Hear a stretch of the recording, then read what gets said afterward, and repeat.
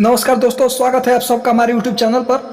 दोस्तों, शुरू से ही हमारी अभिव्यक्ति की आज़ादी पर सरकार द्वारा एक लगाम लगाया जाता है और उस लगाम नामक यंत्र का नाम है देशद्रोह और राजद्रोह। तो दोस्तों, जानेंगे इस वीडियो में देशद्रोह और राजद्रोह से संबंधित पूरे प्रावधान और उसके संबंधित कानून और कैसे होता है इसका प्रयोग। दोस्तों, यदि आप एक भारत के नागरिक हैं और साथ ही साथ यदि आप एक स्टूडेंट हैं तो आपको इसे देखना बहुत ही अनिवार्य है। तो आज का लेक्चर सीरीज काफ़ी महत्वपूर्ण होने वाला है, तो इस वीडियो को अंत तक जरूर देखिएगा। आइए शुरू करते हैं इस लेक्चर को। दोस्तों, राजद्रोह शब्द का जिक्र आईपीसी के सेक्शन 124A में किया गया है। तो सबसे पहले मैं आपको बता दूं कि राजद्रोह और देशद्रोह में क्या डिफरेंसेज होते हैं। तो राजद्रोह विधि के अनुसार गठित किसी शासन के कार्यों या नीतियों इत्यादि का लिखकर, बोलकर या संकेत द्वारा विरोध प्रदर्शन करना राजद्रोह कहलाता है, जबकि किसी देश के खिलाफ प्रदर्शन, असम्मान व एकता अखंडता को हानि पहुंचाना देशद्रोह कहलाता है। तो राजद्रोह और देशद्रोह में आपको अब कोई डाउट नहीं होना चाहिए। अब आप पता है कि इसकी ऐतिहासिक पृष्ठभूमि क्या है राजद्रोह की। तो आपको पता होगा कि लॉर्ड मैकाले की अध्यक्षता में प्रथम विधि आयोग गठित किया गया था 1837 में। इसमें क्या किया गया था, धारा 113 में राजद्रोह शब्द का जिक्र किया गया था। आपको यह भी पता होगा कि 1860 में आईपीसी बना और इसमें राजद्रोह शब्द का शुरुआत में उल्लेख नहीं किया गया था। 1870 में धारा 113 को हटाकर धारा 124A में राजद्रोह संबंधी प्रावधान जोड़े गए। अब महत्वपूर्ण केस के बारे में हम समझ लें तो 1962 में एक केस आया, केदारनाथ सिंह बनाम बिहार राज्य मामला। तो केदारनाथ सिंह बनाम बिहार राज्य मामला, तो इसमें सुप्रीम कोर्ट ने क्या कहा जानेंगे।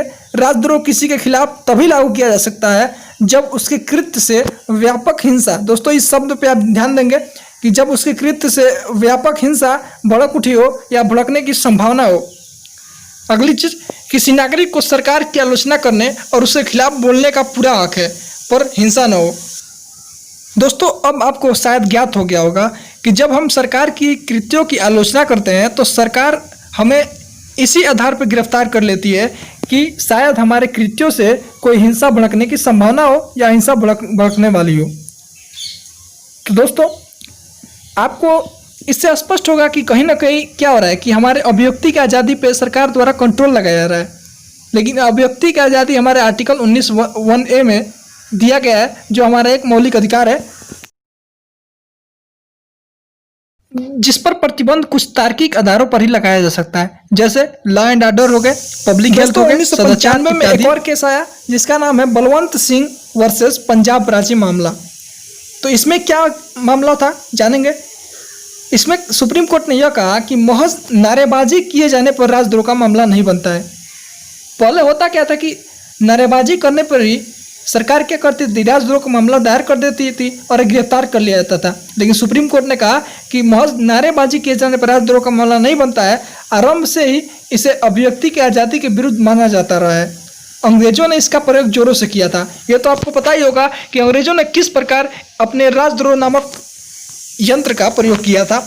आइए देखते हैं कुछ मामलों को।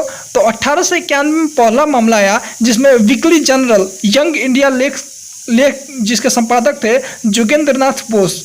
तो जोगेंद्रनाथ बोस पर यह मामला सबसे पहले दर्ज किया गया था। वीकली जनरल थी यंग इंडिया के लिए। उसमें इन्होंने क्या किया था कि सरकार के कृत्यों से संबंधित कुछ आलोचनाएं लिख दी थी, जिस कारण यह मामला आया था।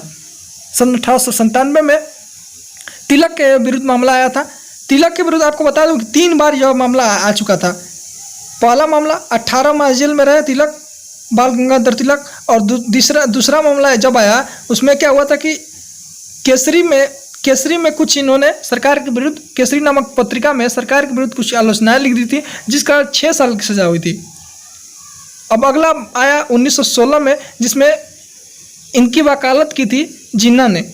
जिन्ना से आप परिचित होंगे ही। तो दूसरे और तीसरे मामले में इनकी वकालत जिन्ना ने किया था और जिन्ना ने तीसरे मामले में इन्हें कोई सजा नहीं होने दिया था। अब आते हैं 1922 के मामले पे। तो 1922 में with loyalty shaking the manes attempt to excite disaffection, यह एक लेख थी जो गांधी जी ने लिखा था।